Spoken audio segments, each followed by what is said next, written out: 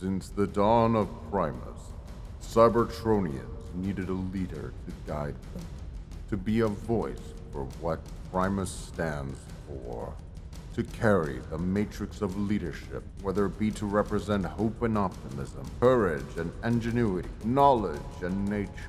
They have all been chosen to carry the mantle of pride. And Starsaber can apparently fuck off because no one in America knows who he is.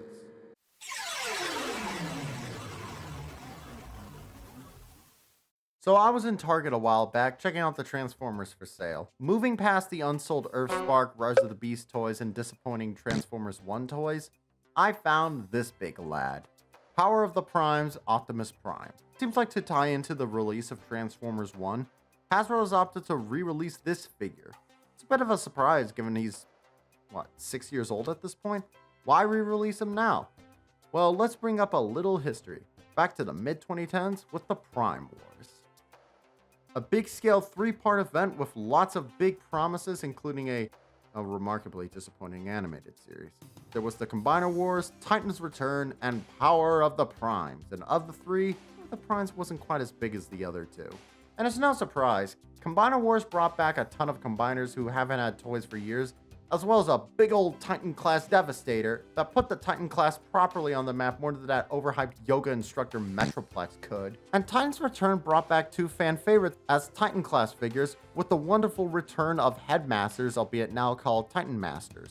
But Power of the Primes was mostly just bringing back a lot of older characters, some combining gimmicks, and the Prime Masters, which, However, the leader class figures were a little more interesting, the so-called evolution figure, where essentially they were a leader class figure of themselves at their full power, and their versions before they became the big man on campus. And I gotta say, I kinda love them, but more on that in a bit.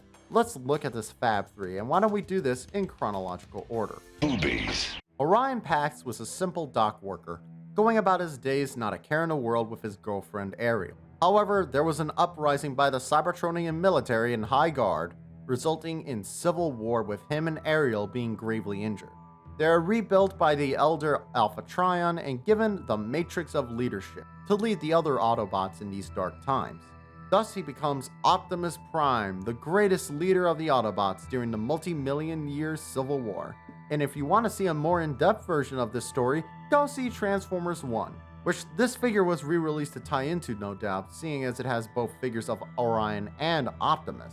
But regardless of adaptation, Optimus remains the face of the franchise. He's a father to his men, very kind and compassionate, but also surprisingly stern and knows how to throw down. He's not afraid to kill, but ultimately knows not to let violence be a driving force in the world.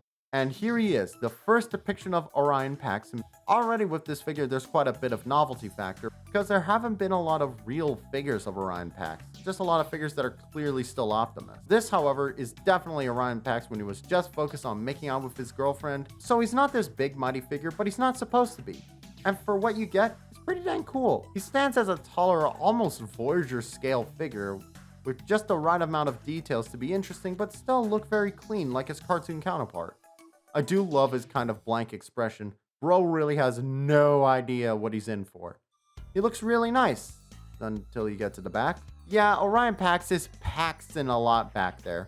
The entire truck front is a big old backpack for him. But hey, maybe he's just carrying that stuff around the docks, I guess. Does it bother me? A bit, yeah. But I can't act like it ruins it, because even the articulation is okay for a figure that's essentially an accessory. No waist articulation, sadly, but you do have solid head, arm, shoulder, knee, and leg articulation. You can pose this guy okay, even if his limbs like to pop off sometimes.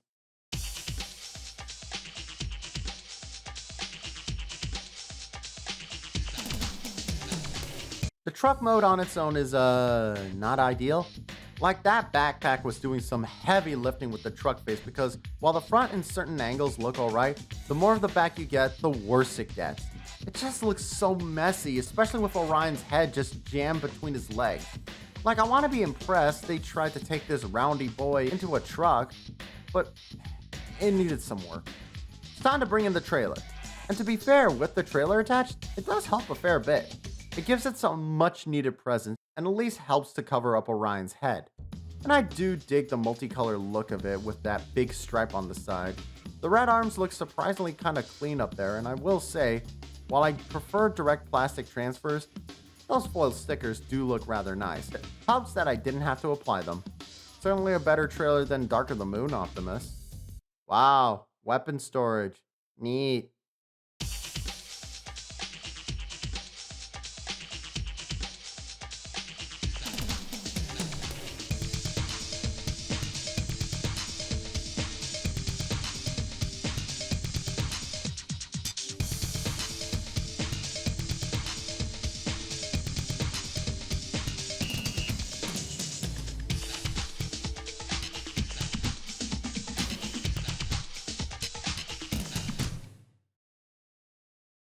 The transformation into full-bodied Optimus Prime is pretty dang fun. The truck is shell forming essentially, but unlike a lot of other shell formers, this one doesn't feel cumbersome or limited. In fact, it feels kind of awesome to open up this robot and bam, there's Optimus's hollow body. And Optimus Prime himself, I mean, just look at this beauty. There have been plenty of Primes over the years, some debatably better than this, but this, to me, this figure evokes Prime in a way not a lot of other figures can. Everything is just right to me. The proportions are perfect, the colors are striking, the head sculpt is top notch. It's just Prime, no way around it. I honestly prefer this visually to a lot of masterpiece figures of Optimus, which yes, are probably higher quality and more posable, but something just feels right about him. It feels chunky and strong. Even the trailer bits on his body I think actually do add a nice twist to the design, giving him a whole paneled samurai look. Do I wish it could pose a bit more? Yes, it's just begging for a waist whip. But everything else is still pretty posable and mighty that it's able to overcome it. Even Orion Pax hanging around on the back there. I thought it would bother me more, but thanks to keeping most of the blue on the back, it helps to mask it. Though those arms are still hanging out. Is this the best Optimus Prime ever made? Probably not. But it's one of my personal favorites, if not my all-time favorite. Whenever I see him, I see that father to his men. He looks like the type that have war stories. He's the character we all know and love. And with that, let's move on to a character who some love and some hate. Gross. Introduced in Transformers the movie, we have Hot Rod. A hot-headed young lad, Hot Rod was never one for serious work, preferring to spend his days having fun with Daniel. However, with the death of Optimus Prime, the Autobots needed a new leader, and the Matrix of Leadership ended up choosing him to lead the Autobots in their darkest hour, becoming Rodimus Prime. Now, Rodimus was clearly not ready to become leader. He's brash, very reliant on others to guide him, and not exactly tactful. Let's do it! Didn't you want to say something about concord and tranquility in the galaxy? Give me a break. But he can be quite resourceful when push comes to shove, a good friend to his crew, and ultimately, he does prove himself towards the end of his run. He's a deeply flawed character, but in the end, a good leader. Compared to Orion Pax, there have been no shortages of Hot Rod figures out there. Oh no. So at first, Hot Rod seems to be at a disadvantage. But honestly, there's still plenty to love here, even in comparison to his legacy figure, which aims for cartoon accuracy like this guy does. And while that's probably an overall better figure, this one isn't far off in a lot of ways. I actually prefer Rodimus's boots here for one. Something about the black on red is a lot more popping than Legacy's gray on red. For the time, this actually was one of the more accurate to the cartoon Hot Rods while taking some cues from his G1 toy. He'd honestly make a pretty nice Classics figure. In fact, I actually prefer this to his Classics figure, which was an overly bulky brute. Not too keen on the face sculpt though, it's a bit too angry for Hot Rod at this stage, and the chin goatee thing is a bit too pronounced. I always imagine Hot Rod with a big naughty smile, and this stern expression just doesn't work for me.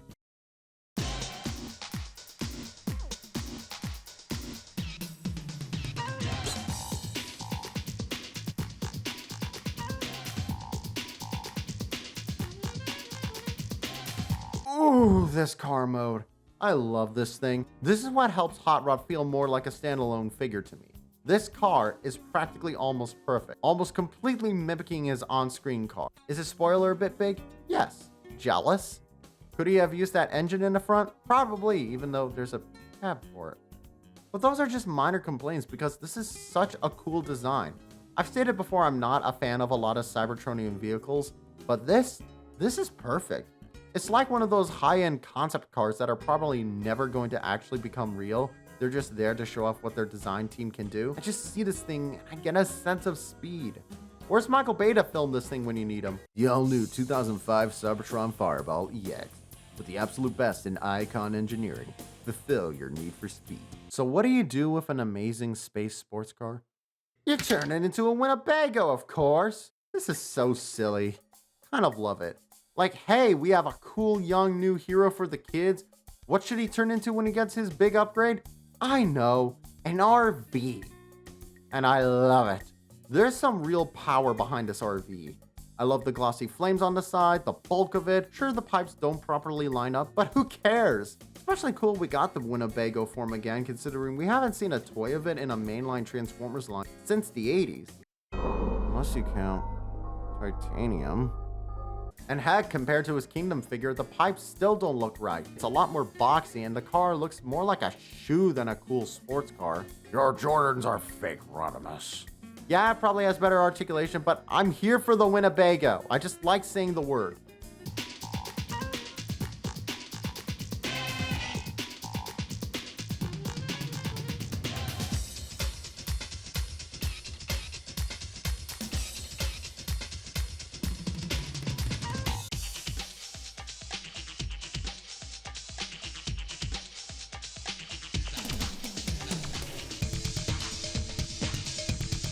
So here's the thing. On first glance, Rodimus Prime appears perfect. Possibly better than Prime even. Standing tall and mighty, a bit chunkier than Roddy normally is, but still having an overwhelming power. I also enjoy his off-white gloves. They're kind of like Mickey Mouse gloves. I also actually really like the face sculpt here. It looks like the dude's aged 40 years after becoming Rodimus Prime per. Can't blame him. But if you were watching closely, you might have seen the way he was transformed, and his legs are his shoulders, and it just looks off. Like, it does mean you can raise them quite high, but it looks very unnatural. From certain angles it looks fine, but whenever he's facing straight on, it just looks slightly odd. If the head was pushed ever so slightly back, it probably wouldn't have been a problem. But like this, it just looks weird. Still an overall good figure, but compared to Optimus, it's just kind of lacking. Just like in the show! Also, put your arms away. But we ain't done with this retrospective, because now we must return to Monkey. That's just Prime. In comparison to his predecessors, Optimus Primal started as a minor officer and ended as one. He was more so a science and research head for the Maximals. On a research expedition, Primal and his crew encountered renegade Predacons led by someone who took up the name Megatron and ended up on prehistoric Earth. Now, finding himself suddenly thrust into combat, boy, a lot of Primes have this happen to them, don't they? Primal and his crew take forms of Earth animals in order to fend off the Predacons.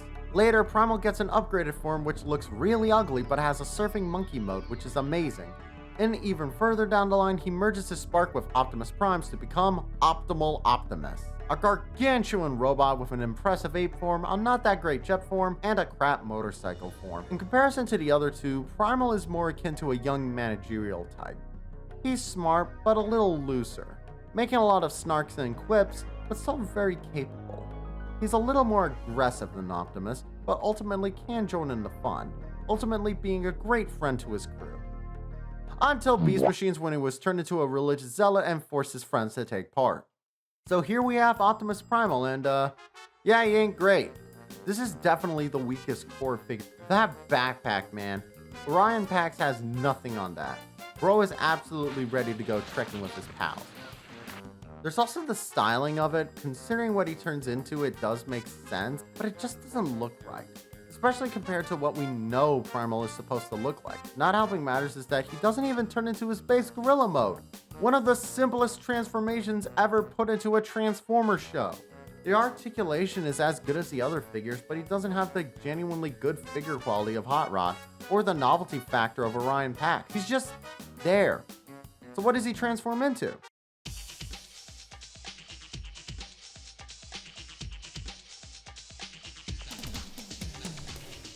And here is Primal's first form, a surfboard.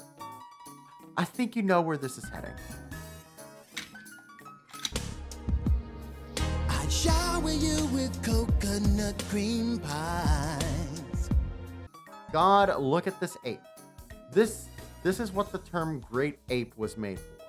He just looks so majestic and proud, with amazing detail on the face and packing some serious primate pectorals. Looking oddly noble compared to his more 90s edge face on the original toy. And of course, he got a surfboard! So that is great and all, but at least his back pretty empty. Except, you know how I said Primal had a big backpack? Well, now he has become the backpack.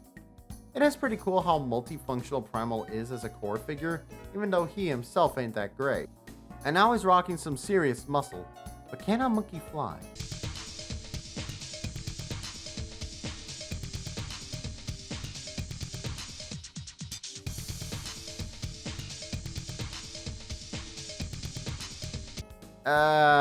Just stick to the monkey. Yeah, I know Primal's original toy looked like this too, but that doesn't make it good. It doesn't matter how much you add on to him, he's still a tummy time transformer, dang it. So far we have a crap core figure, a fun monkey mode, and an awful jet. Can we redeem ourselves in the final robot mode? Here we go. We're finally here, performing for you. If you know the words, you can join in too. Put your hands together if you wanna clap as we take you through this monkey rap. Donkey Kong, he's the leader of the bunch. You know him well. He's finally back to kick some tail. His coconut gun can fire in spurts. If he shoots ya, it's gonna hurt. Apparently, yes! This robot form, man, the final form of Optimal Optimus is spectacular. Standing strong and mighty, all sorts of bright orange, blues, and silver, he really feels the closest we come to that Optimal Optimus model we saw in the original show. The original toy is cool, but he's a bit of a wibbly wobbly clunker. This is smooth and clean with the best articulation so far. Head, full legs, full arms, waist pivot, wrist, and even ankle pivots, thumb, and finger articulation. This is not a masterpiece figure, by the way. This is just a standard retail leader class figure. It's the best robot mode of the bunch, and bear in mind, the other two weren't half bad. But the sheer fact you can pose this guy doing anything is just incredible. It even has the Matrix of Leadership, which I don't think he ever interacted with in the show. Sure, the jet mode ain't great, and it lacks the motorbike mode, but if you're really concerned about those, you can pick up his titanium figure. This is just a majestic robot mode, and more than makes up for the other shortcomings. So there we go, all three Evolution Prime figures. Overall, there's not a bad figure of the bunch, and it's hard to choose favorites. Optimus, I feel, is the most representative of the character. Rodimus definitely has the best vehicle and core figure, while Primal definitely has the best robot. You guys can go ahead and debate in the comments, and please subscribe. But for me, I have a hard time choosing. In fact, I'm kind of sad this was it for the unique evolution gimmick. There weren't even any Decepticon figures unless you count evil repaints, which you definitely shouldn't. God, I hate Nemesis Prime. Honestly, I wish this line went beyond these figures. I would love to have seen how a Megatron would have worked. Heck, there was actually a poll for these figures to decide who would have been made into one, and Megatron was even in there. Would he have been a laser gun that turned into a tank? Would he have turned into Super Megatron? Galvatron? I have so many questions. Even more frustrating, you know who else was in that poll? Starsaber and Deathsaurus. We could have had affordable figures of those two several years before their HasLab campaigns.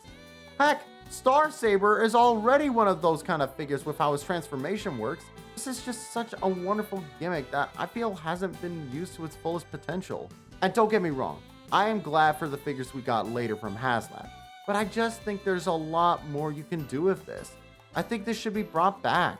It's fun, it's inventive, and a great way of getting two figures for the price of one.